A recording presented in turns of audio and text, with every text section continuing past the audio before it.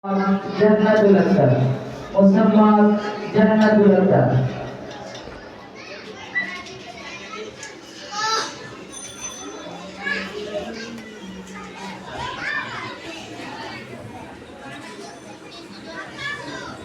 Assalamualaikum warahmatullahi wabarakatuh. Poder Bangla ভাষা তুলিয়া Kamal poder দেশের সবাই মানুষ আমার তোমার জেনে চেষ্টা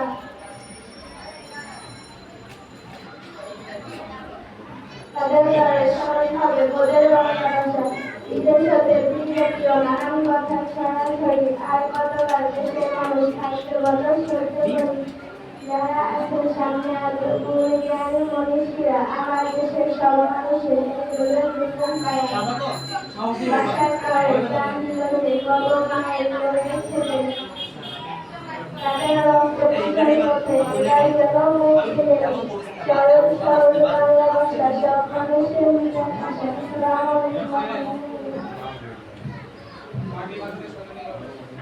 মাশাআল্লাহ এবারে আমাদের সামনে কবিতা নিয়ে আসতেছে তারুসুন্নাহ হাফিজিয়া মাদ্রাসার দ্বিতীয় শ্রেণীর ছাত্রী মোসাম্মদ মিম আক্তার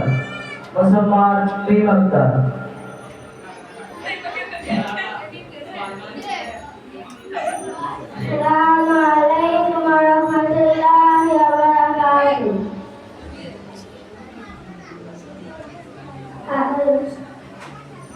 Al-Quran Al-Jabahir পক্ষ হতে বিশ্বলোকিত পড়ে বাসাইলেন আল-কোরআন মুক্তি পাওয়ার পরে কোরআন পদের যুবতীদের কোরআন পদের সব এই কোরআনটি শিখে দিবে এসে বলে রব আসসালামু আলাইকুম ওয়া রাহমাতুল্লাহি ওয়া বারাকাতুহু। আলহামদুলিল্লাহ আমাদের সময় কম এই জন্য আমাদের অত্র মাদ্রাসার ছাত্রদের সবাইকে তুলে ধরতে পারলাম না, এই জন্য আমি দুঃখিত। কারণ আজকে জুমার দিন এ পর্যায়ে আমাদের আজকের মেহমান চলে আসছেন রহমতুল্লাহ কালিমিয়া হিফজুল কোরআন মাদ্রাসার কোরআন পরিচালক মাওলানা মোহাম্মদ নিজাম সাহেব আমাদের মাঝে উপস্থিত আছেন। আমি তাকে তার মূল্যবান নসিহত করার জন্য তাকে অনুরোধ জানাচ্ছি।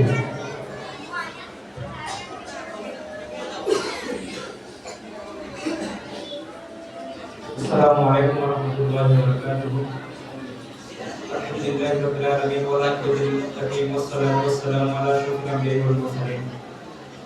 সম্মানিত উপস্থিতি, আজকে দারুসুন্নাহ নুরানী হাফিজিয়া মাদ্রাসার বার্ষিক পরীক্ষার ফলাফল উপলক্ষে ওয়াজুদ ওয়া মাহফিলের সম্মানিত সভাপতিদের উপস্থিত এবং দূর দূরান্ত থেকে সম্মানিত অভিভাবক ও অভিভাবকগণ সবাইকে আমার মোবারকবাদ জানাচ্ছি।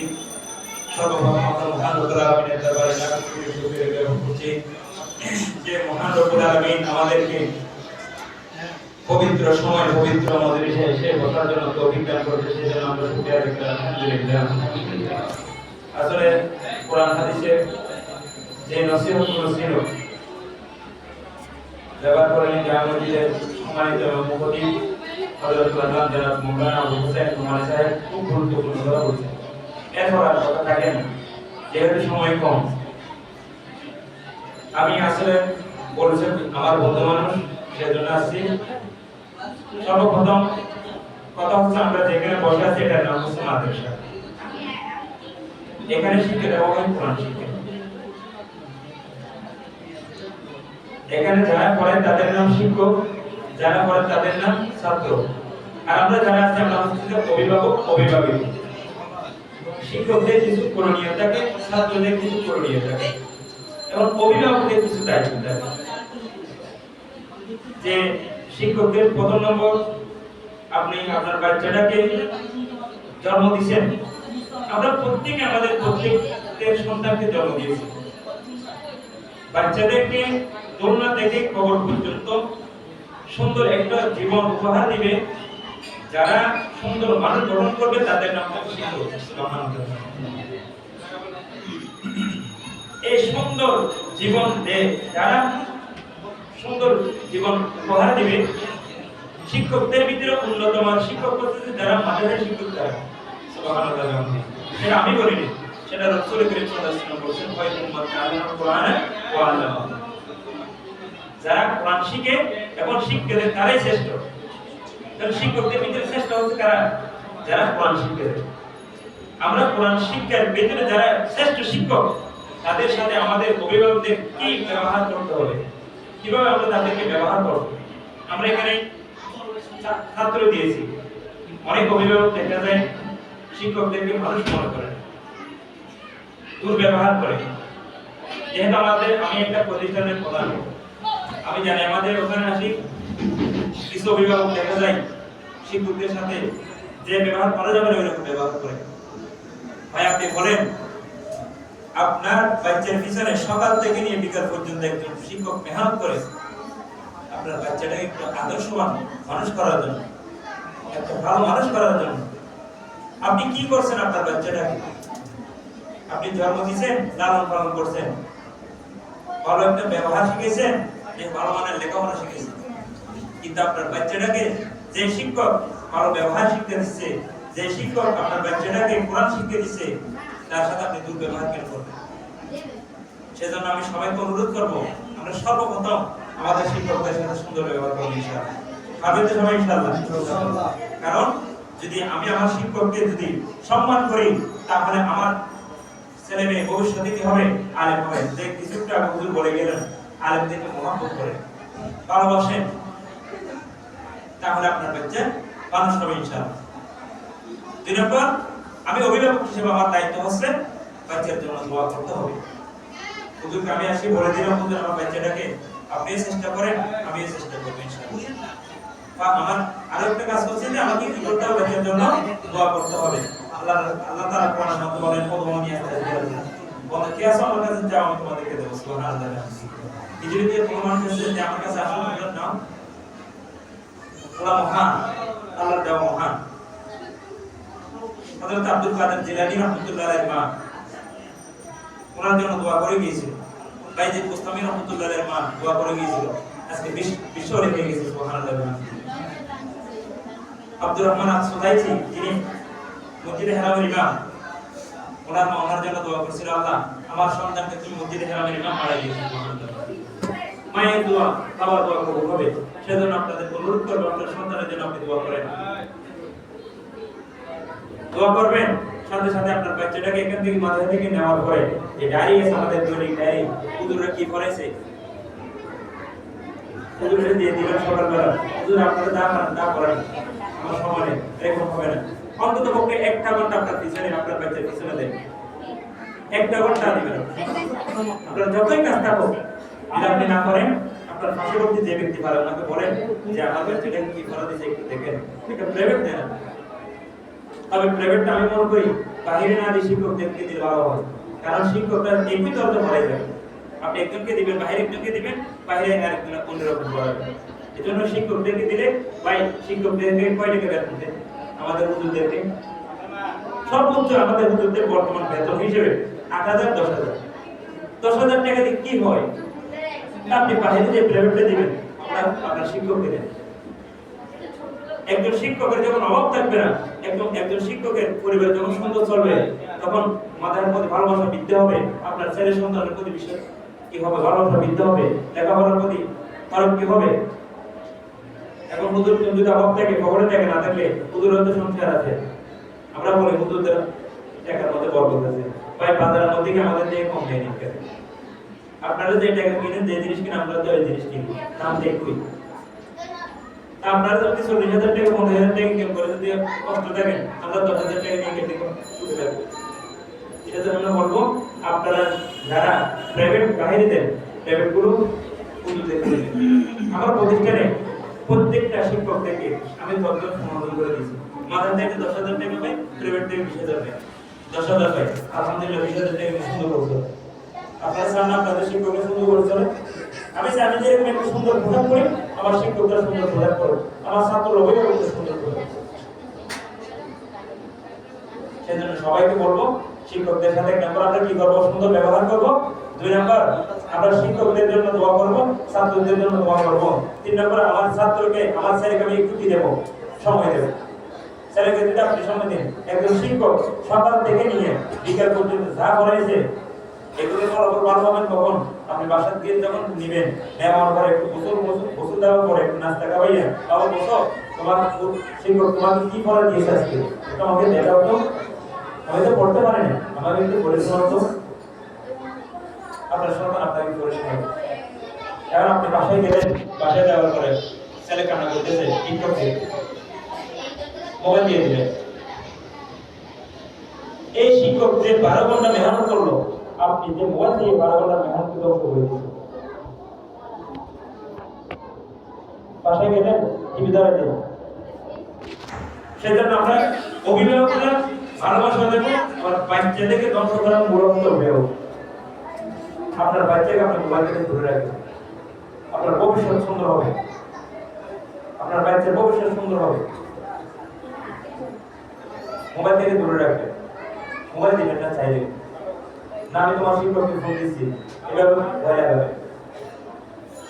আমার মাদ্রাসার দিক কিছু ছাত্র আছে এমনকি যখন খালি সময় বসে হাতে এভাবে দিবে, ওই যে বাসার মধ্যে মোবাইল দিয়ে উপস্থিত হয়ে গেছে, বসে বসে এভাবে আঙ্গুল দিবে। কেন? আপনি দেখুন এই একজন শিশু, এটা জাতির ভবিষ্যৎ। কোন ছাত্র থেকে আব্দুল কাদের জিলানী হবে আপনি জানেন? কোন ছাত্র থেকে দেওয়ার হোসেন সাইদি প্রতিষ্ঠিত হবে আপনি জানেন? এই ছাত্রগুলো থেকে হবে। আল্লামা সাইদি সাহেব কি মায়ের পেট থেকে সাইদি হয়ে যাচ্ছিল? আল্লামা শফিউল্লাহ রহমাতুল্লাহ কি মায়ের পেট থেকে আলমগীর হয়ে যাচ্ছিল? তাই এই শিশু থেকে তারা ভবিষ্যৎ হয়ে গেছে। তাহলে আমরা যদি ভবিষ্যৎ চাই আমার ছেলে সন্তানের, তাহলে আমরা কি করবো? আমার ছেলে মেয়েদেরকে 1 নম্বর মোবাইল থেকে আমরা দূরে রাখবো ইনশাআল্লাহ। পারবেন তো সবাই ইনশাআল্লাহ? দ্বিতীয় নম্বর কথা হচ্ছে যে আপনারা আমাদের এখানে যে সমস্ত প্রতিষ্ঠানগুলো আছে, বিশেষভাগ 1000 টাকা 1500 টাকা বেতনের বর্ত বা 800 টাকা, যতটুকু পারেন এই প্রতিষ্ঠানগুলো ভাড়ার উপর যতটুকু পারেন প্রতিষ্ঠানকে আপনারা হেল্প করবেন। কিন্তু আরেকটা কথা হচ্ছে যে আপনারা বিশেষ করে এখানে আমরা কয়জন আছি, এখানে প্রায় 100-150 মানুষ আছে। সবার কাছে আমি একটা জিনিস, এই প্রতিষ্ঠানে লেখাপড়া মান কেমন, ভালো আছে না? আপনারা বলেন লেখাপড়া কেমন দেখতেছেন? আপনার একটা সন্তান যে গত ডিসেম্বরে ভর্তি করে দিয়েছেন, এই ডিসেম্বর চলে আসছে, এর ভিতরে আপনার বাচ্চাদের লেখাপড়ার মান কেমন খাইছেন? আপনারা বলেন ভালো খাইছেন? এটা আমার কথা নয়, আমি কিন্তু আজকে আছি, আপনারা তো বলছেন যদি ভালো হয়, তারপরে আপনার আশেপাশে যে ছাত্রগুলো আছে যে ভালো প্রতিষ্ঠানে দেন। আপনার বাচ্চাটা যদি ভালো মানের লেখাপড়া হয়, তাহলে আরেকজনের বাচ্চাটাকে আপনি ভালো মানের লেখাপড়া হয় এরকম ব্যবস্থা করে দেন। আপনার কারণে আরেকটা অভিভাবক উপকৃত হোক।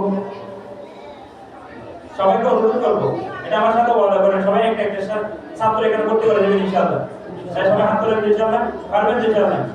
নিজের থেকে নেই, আশেপাশে বন্ধু বান্ধবের কাছে আছে। আমার প্রতিষ্ঠানে আমরা টিচাররা যত মেহনত করি, এর চাইতে অভিভাবকদের মেহনত করি আলহামদুলিল্লাহ। প্রত্যেকটা অভিভাবক আমাদের এখন বর্তমানে 400 ছাত্রছাত্রী হয়ে গেছে, গত বছর 200 ছিল। এক একটা অভিভাবক 1জন 2জন 3জন করে ছাত্র। যখন ছাত্র বৃদ্ধি হবে প্রতিষ্ঠান উন্নতি হবে। এজন্য সবাই অন্তত পক্ষে 2জন না, এখানে 100 জন আছে, 100 জন ধরে একজন করে দিলে 200 জন ছাত্র হবে ইনশাআল্লাহ। ছাত্র যত বৃদ্ধি হবে লেখাপড়ার মান তত বৃদ্ধি হবে, কারণ প্রতিষ্ঠানের অভাব থাকবে না। এখন তো পরিচালকের টেনশন থাকবে, 100 জন ছাত্র আছে, 80 জনের বেতন বৃদ্ধি হবে, বেতন ঠিক টাইমে দেয় না, এরকম থাকে, সমস্যা থাকবে না। তো হুজুর মাথা টেনশন থাকে, শিক্ষকের বেতন থেকে দেবো আর থেকে দেবো। যদি এখন কিছু ছাত্র থাকে 40 জন টাকা বাইরে রাখলে অন্তত পক্ষে 160 জন টাকা দিয়ে বাড়া শিক্ষকদের বেতন দিতে পারবে। তো ইনশাআল্লাহ আমরা এটা কি করব? দ্বিতীয় নম্বর কথা হচ্ছে আমাদের হুজুর একটু আগে বলে গেছে, হযরত ঈসা আলাইহিস সালাম এক সময় কবর পাতিল আছে, একটা কবর পাতিল, এখানে কবর আছে, এরকম কবর পাতিল আছে। দেখতেছে ঈসা আলাইহিস সালাম, দেখতেছে আওয়াজ শুনতেছে। ঈসা আলাইহিস সালাম একজন নবী ছিলেন। ঈসা আলাইহিস সালাম দেখতেছে কবরের ভিতরে একটা মানুষের বেশি আযাব চলতেছে। নাউযুবিল্লাহ। ঈসা আলাইহিস দেখে আযাব চলতেছে। ঈসা আলাইহিস সালাম একটু দাঁড়িয়ে আওয়াজ করে গেলেন।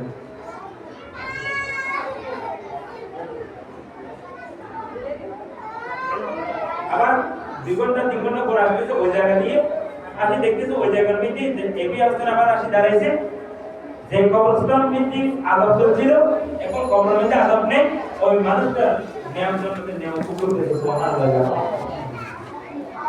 ঈসা আলাইহিস সালাম অবাক হয়ে গেলেন নবীদের মুজিজা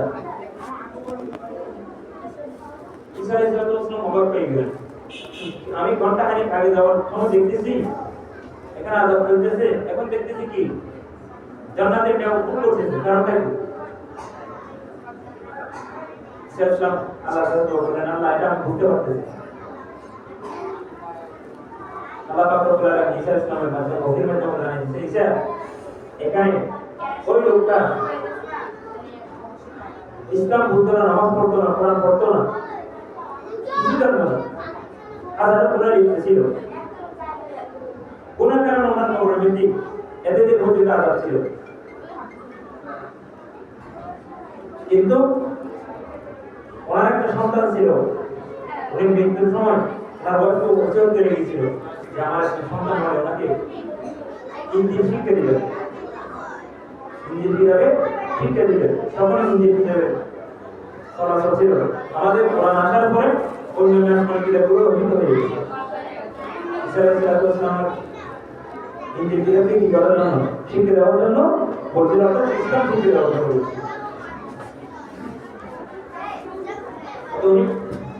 এই ছেলেটা 16 বছর থেকে বড় হয়ে মাদ্রাসায় যাওয়ার পর হুজুরের কাছ থেকে ইঞ্জিল কিতাব শিখে নিয়ে যখন বিসমিল্লাহির রহমানির রহিম আসি যখন কবরস্থানের সামনে তেলাওয়াত করছে আল্লাহ পাক রব্বুল আলামিন আযাব মাফ করে দিয়েছে সুবহানাল্লাহ এর সারা ঘটনা ছিল আজকে আপনার বাচ্চা যখন কোরআন শিক্ষা হবে আপনার সমান শিক্ষক হবে প্রতিটা বক্তা আপনার জন্য দোয়া করবে এখন বাবা নামাজ পড়ে না বলো নামাজ পড়ে না স্কুলে শিক্ষক নামাজ পড়ে না ছাত্র প্রত্যেকে নামাজ পড়ে আমরা দুনিয়াতে আসছিলাম কালী হাতে যাবো আর কালী হাতে মাঝখানে এই জায়গাটার ভিতরে আমাদের কিছু শেষ করতে হবে আমাদের কিছু ভালো আমল নামা দিতে হবে এগুলো হচ্ছে আমাদেরকে ছেলে সন্তানকে নেককার আলেম বানাইতে হবে কোরআন শিক্ষা দিতে হবে যেটা আমার ভবিষ্যৎ উজ্জ্বল করবে এই দুনিয়া ভবিষ্যৎ নয় আখিরাতের ভবিষ্যৎকে আমাদের আল্লাহর কাছে চাইতে হবে আখিরাত সেজন্য আপনার ভবিষ্যৎ হচ্ছে যে ছোট ছোট মাসুমের ওদেরকে কোরআন শিক্ষা দেয় এরপর আপনি ক্লাস 7 8 যখন হয়ে যাবে কোরআন মোটামুটি যখন ইসলামী লেভেলে চলে যাবে আপনি স্কুলে দেবেন সবাইকে বলবো আপনার বাচ্চাটাকে মাথায় দিচ্ছেন মাথায় রাখেন অন্তত পক্ষে দুনিয়াতে কিছু না আবার আখেরাতে পাবে আর হুজুররা আলহামদুলিল্লাহ কিয়ামত পর্যন্ত অভাব হবে না কিয়ামত পর্যন্ত কষ্ট পাবে না ইনশাআল্লাহ পাইও নাই আবার ইনশাআল্লাহ তবে একটু কষ্ট হবে না চল আপনার কাছে যদি 2 লাখ টাকা কল দেখে